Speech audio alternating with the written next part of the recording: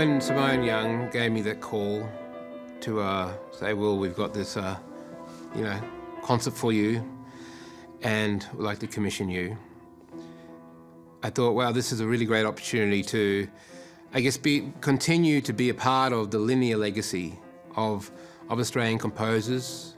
And so that journey starts with me just thinking of my country, Kalkadunga Country, and that spirit and that lullaby that has enchanted me for all my life.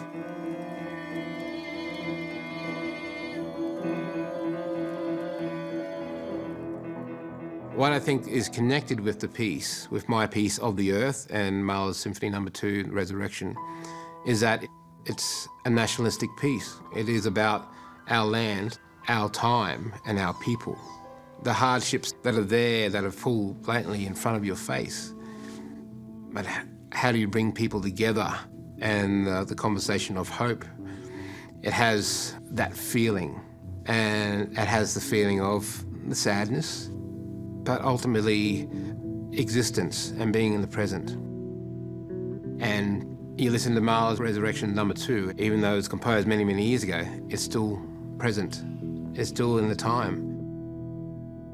Resurrection is, to me, about painting that picture, that canvas for all nations in that concert hall.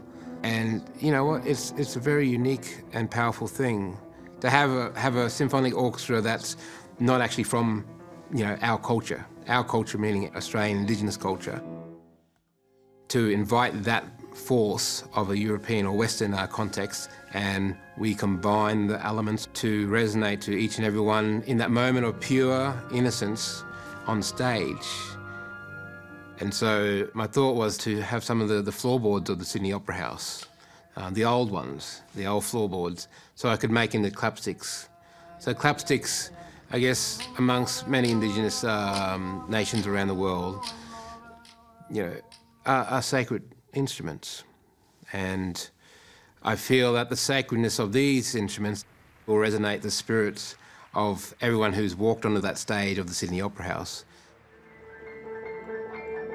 My hopes for this new work is to hopefully plant some seeds for future generation storytellers and discover a sound of an instrument in that orchestral realm they might not have liked before. There might be a cool double bass part or an oboe or bassoon part stylistically played because of my crossover influences from Bach to AC/DC and the didgeridoo.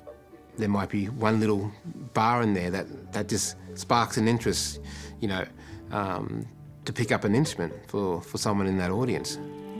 But just as important, the statement that I want people to take away, that we are of the earth and we are all one. This performance is a time to share with friends and family that there is hope. And, I'm very grateful to be a part of this legacy of Australian music in this era.